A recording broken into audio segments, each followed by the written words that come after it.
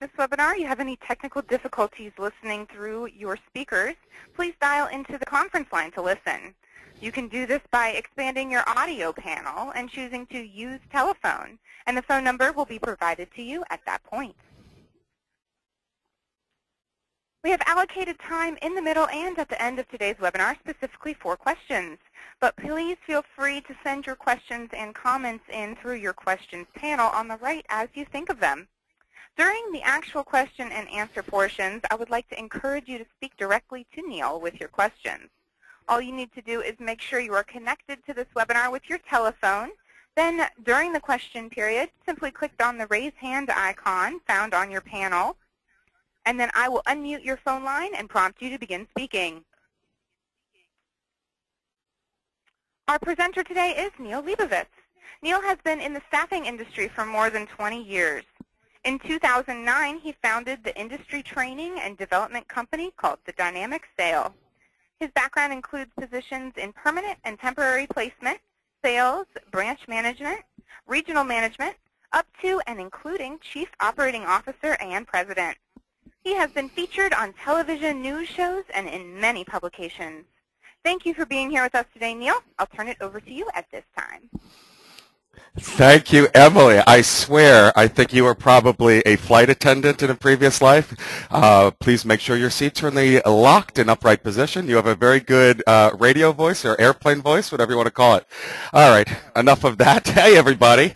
Thank you for joining us. We have an action-packed hour of content and then time for breaks and questions. And as Emily said, I'd love this to go an hour and a half because of all your questions. This is a paid webinar, so those of you who are investing not only the time but the money, I want you to take advantage because the paid ones, they're a much smaller group and you're able to really interact directly. So try not to treat this like you're one of 1,000 people listening to it. Make sure you connect with me, anyone listening or watching to this on LinkedIn. I'd love you to check out my website to learn more about me, and I offer great free training at thedynamicsale.com. I am also now president of a company called ARG, but enough of that. We got some great free ebooks at independentrecruiting.com. But again, I don't want to get into a commercial there, but I strongly recommend you get that ebook. You'll also see it on my site. So we're going to talk about today time mastery. And I got to say, out of all of the topics that are ever requested by companies like ASA, by my clients, by individuals, by corporate America outside of recruiting, time management comes up all of the time. And I never like to use the term time management, because it's cliche, hackney, banal, whatever you want to call it. But you can't manage time, right?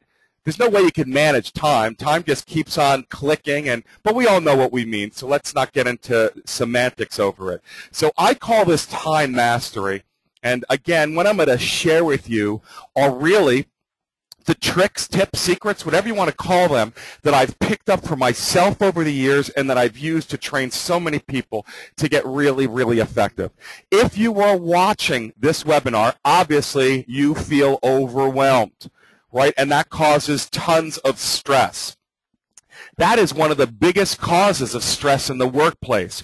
So when you get control of your time, there's a lot of reasons why it will benefit you. And I need you to think about what's your compelling reason to get good at managing time, right? Because you need a compelling reason to want to do anything. So what is it? Is it so you can make more money and be more productive? That's a reason. Or is it because you hate that feeling of not being in control? That's a reason. Maybe it's because you just hate the stress associated with it, and you want to be able to get better at this so that you can remove this stress from your life. So that's really the key, and there's lots of tricks, tools, and tips.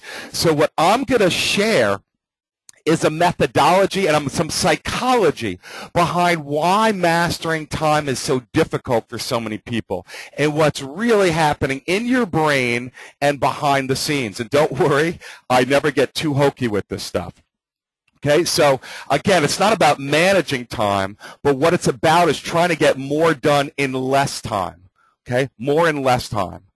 So you take that this is a major issue, as I mentioned, for any company in corporate America. I don't care what your position is. Mastering time in your job is difficult.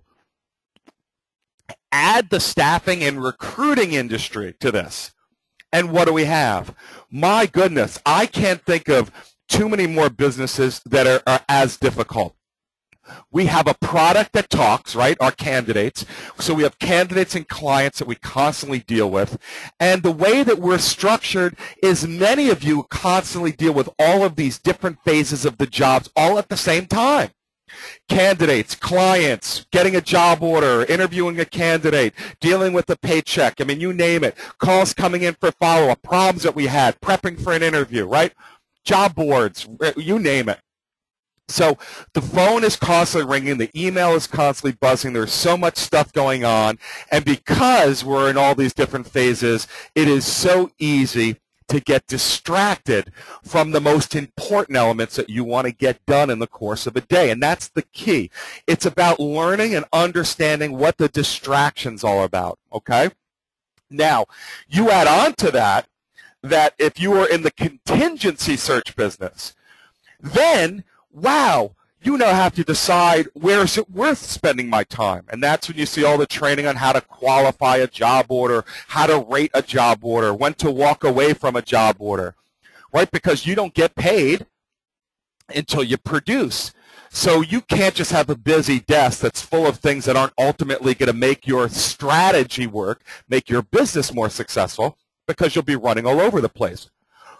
The other thing, and this is a quote that I've seen in tons of places, but distraction itself and the fear of distraction is a great salvation. And really think about, what that means.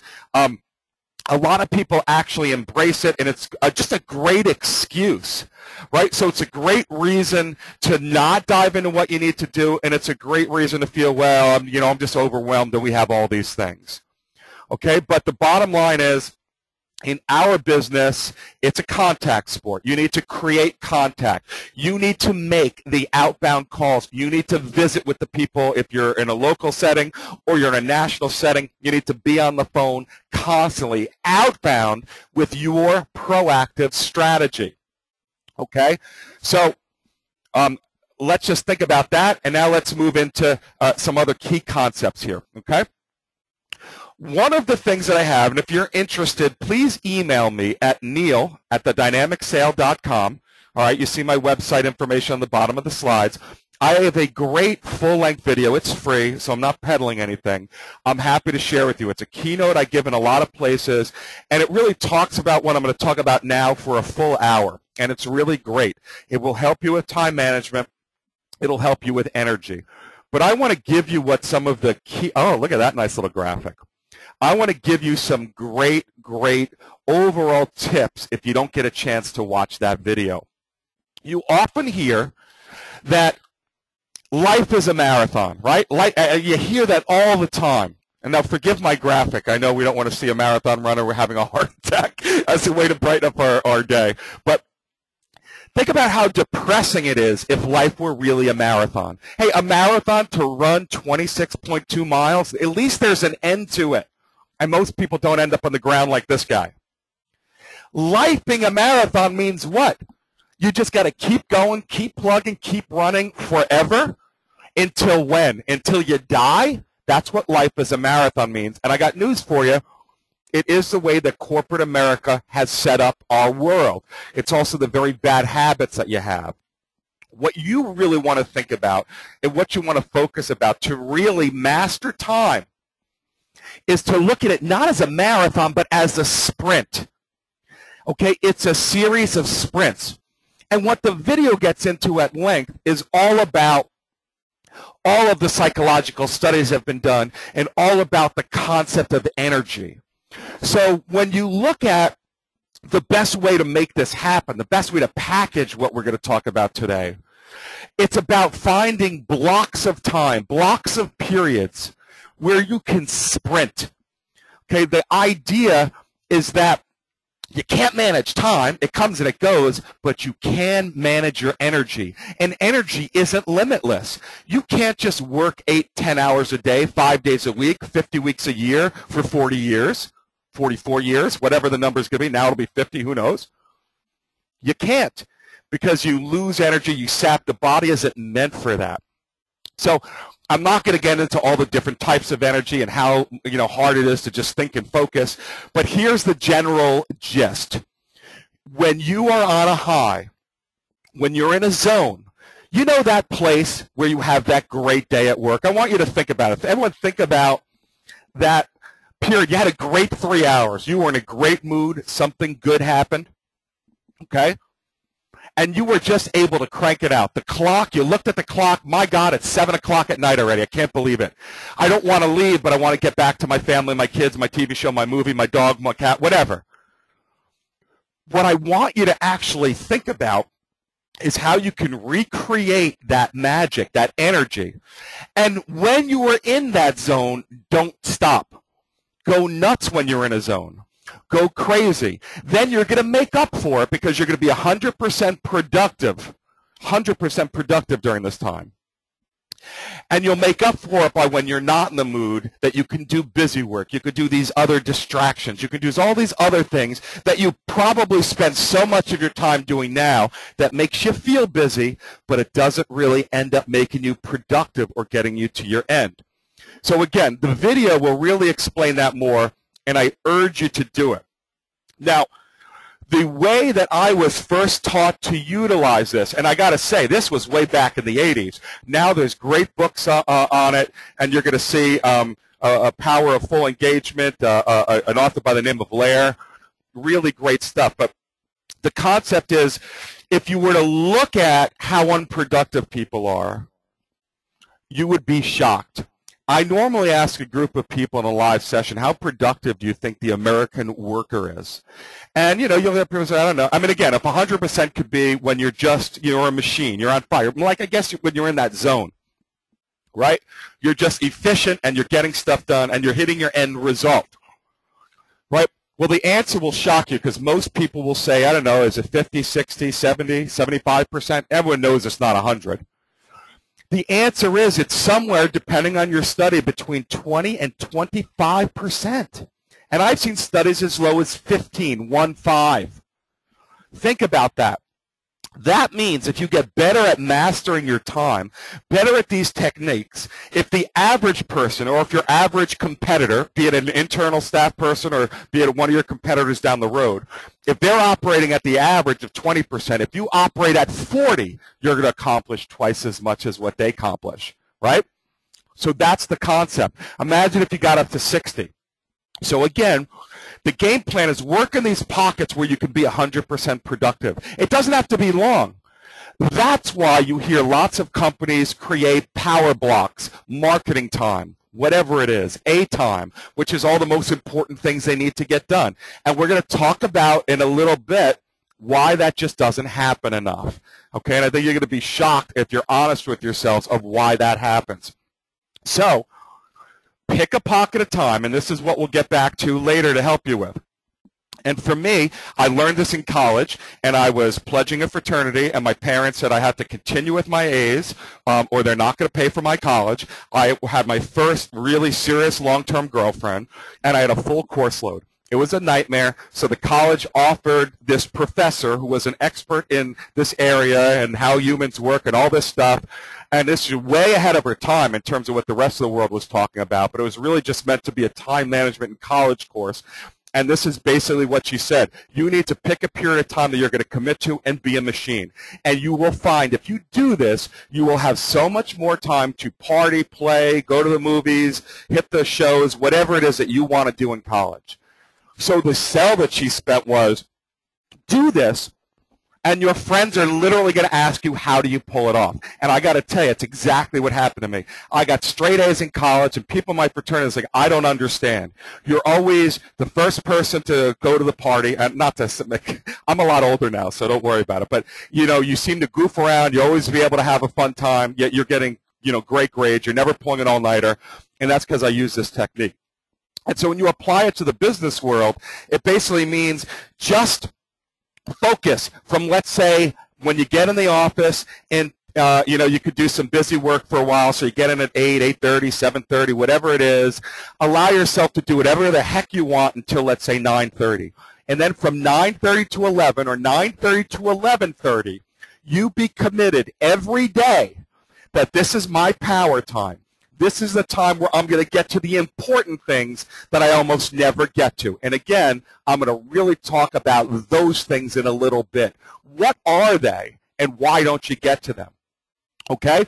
So this means focus in that period. You will be 100% productive during that hour and a half, and it will ensure that you always get to the things that end up getting put off that can't. Think about it. Marketing calls, special recruiting calls, you name it, right? Okay, so there's lots of other tricks we can get to that, but that's some of the concept, and again, you see a lot of that.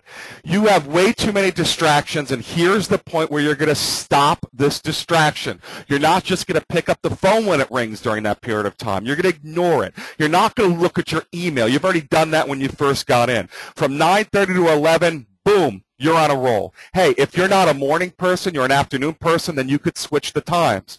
When you get good at this, you'll learn that what I'm going to do now is I'm going to work with my ebbs and flows and my energy, and when I'm on a roll, when I'm really excited, when I'm pumped up, I'm going to make all my hard calls.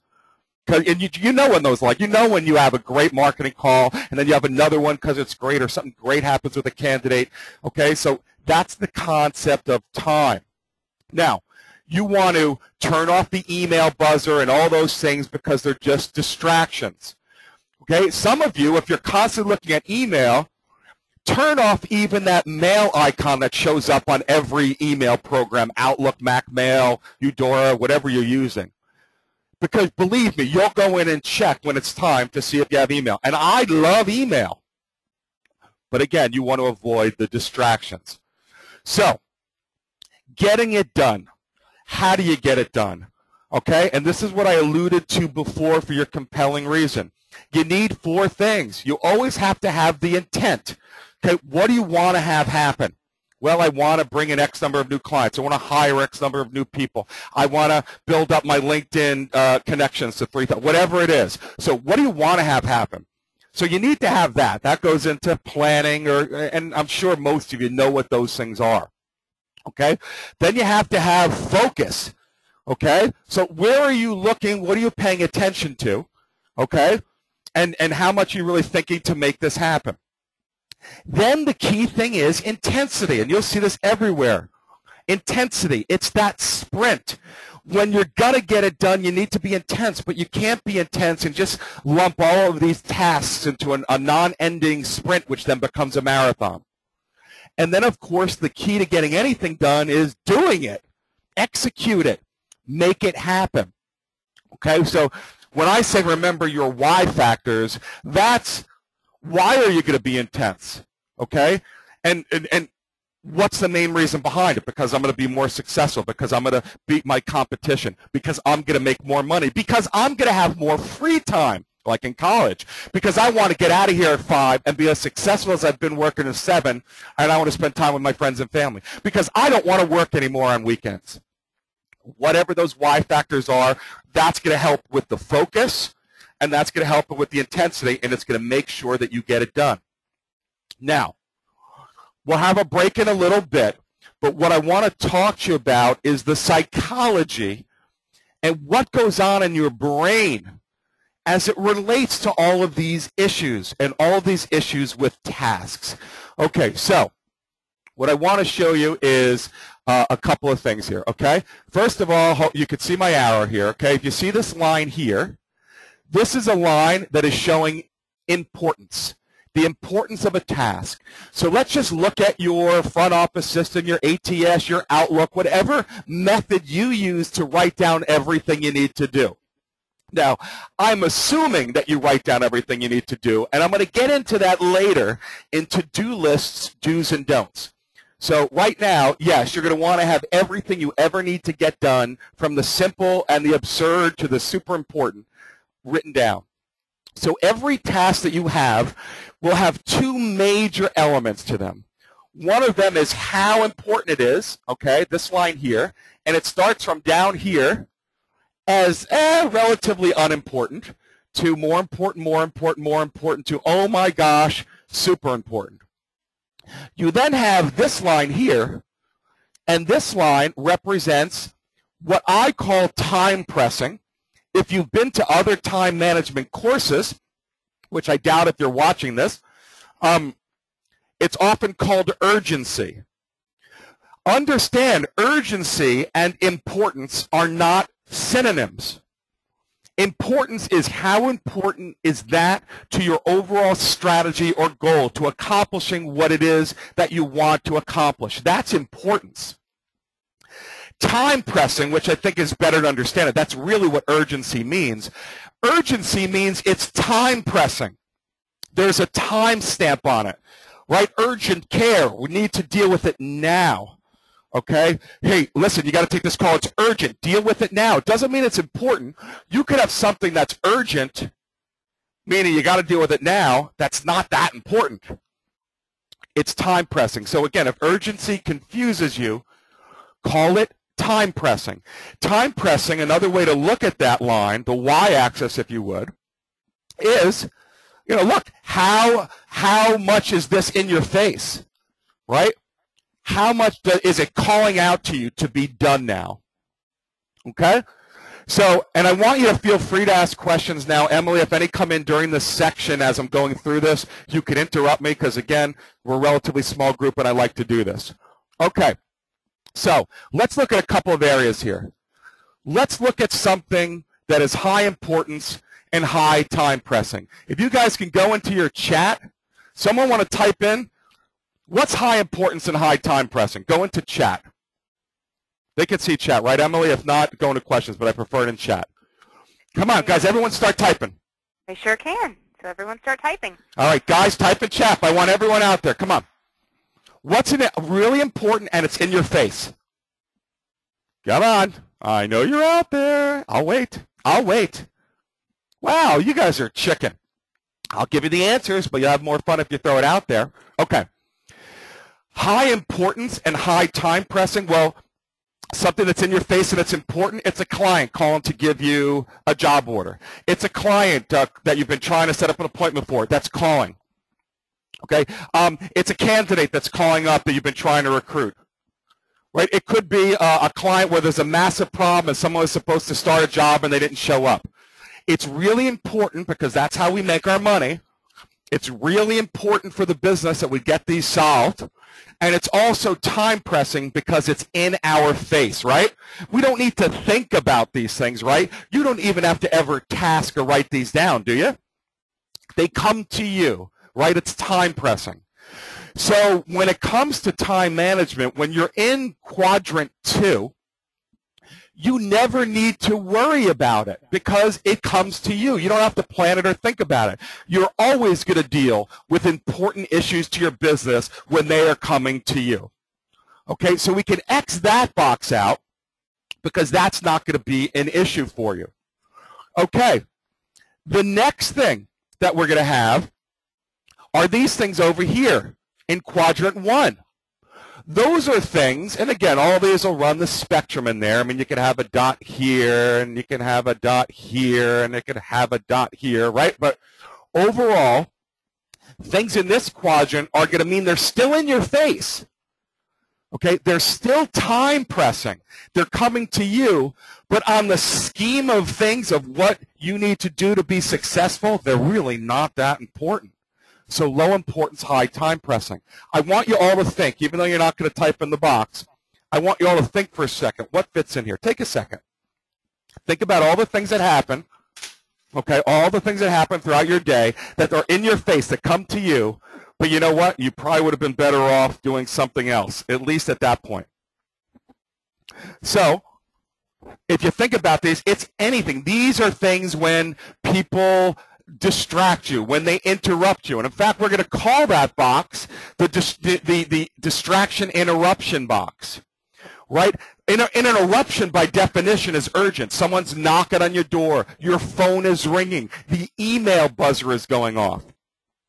Because I'm going to reply to someone that says, hey, I haven't heard from you in a while, what's happening with the job, and you feel great because you're going to go ahead and respond to that email immediately and you're going to feel busy.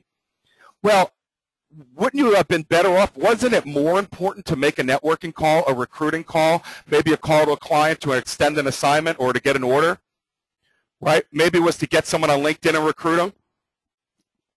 Right, so I'm saying versus everything else, it's of less importance, but it's still in your face. These are the things that we're really going to need to focus on. I'm going to come back to that once I explain all the others.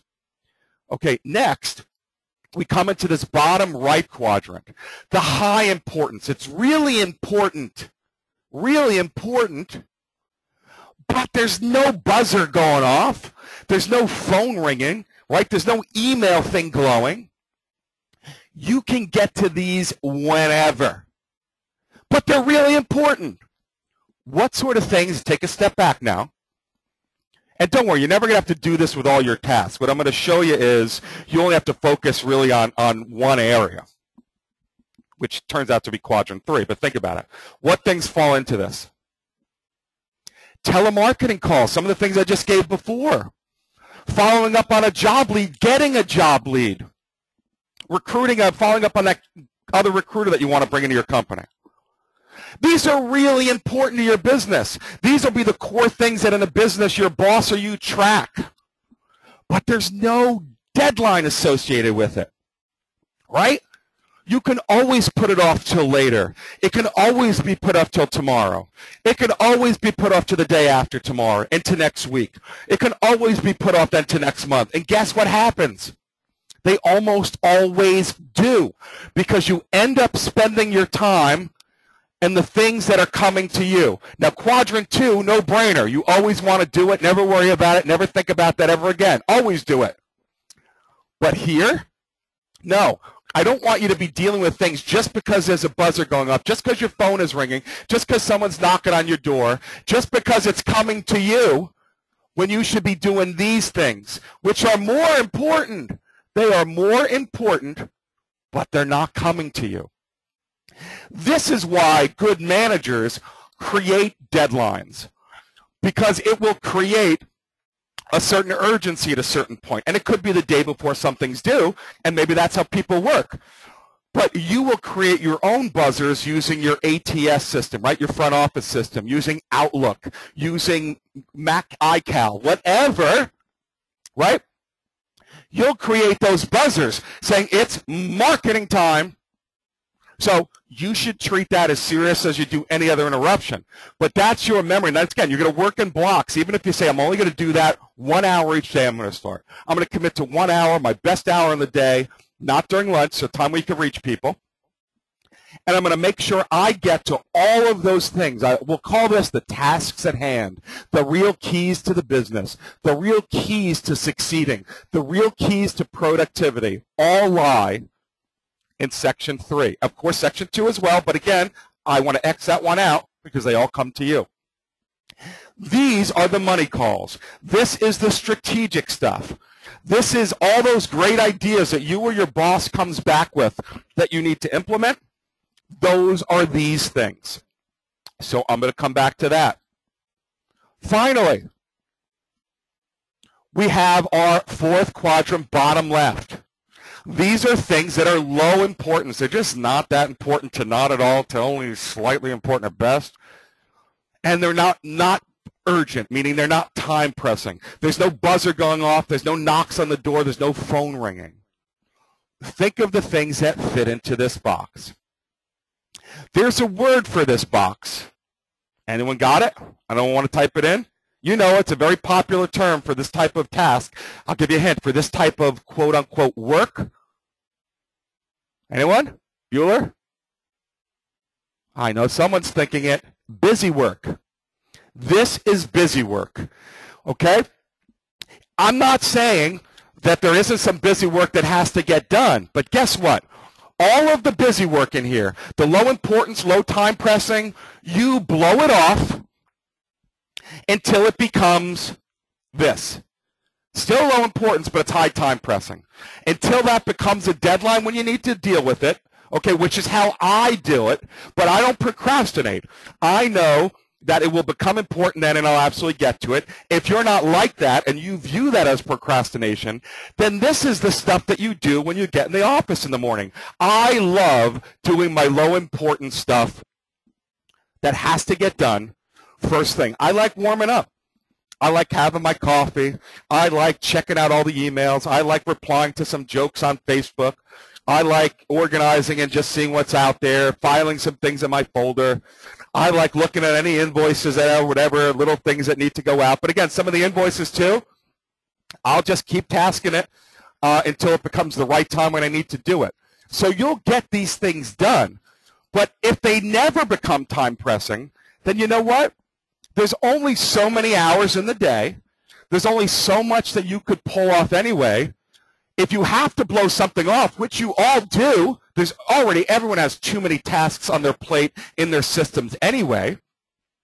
These should always be blown off in lieu of these, right? I mean, again, I'm not saying, well, and I always go, Neil, well, there's some things there that still need to get done. Sure, they never need to get done as important as these.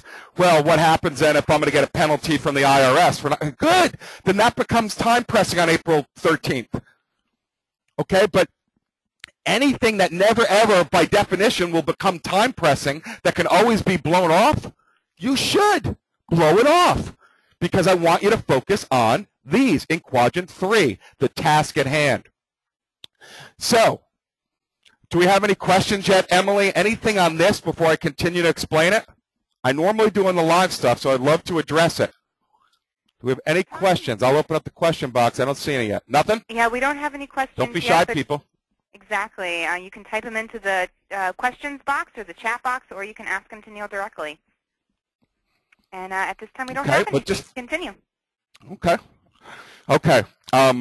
So, again, you're going to see a break soon, but we can continue and move on from the break. So I want to recap here. And, again, I need you to think about this. Don't worry. I'm not the type of trainer that's going to say, no, I want you to go back. I want you to look at all your tasks, and I want you to constantly code them. Box 1, I hate that crap because people don't end up doing it.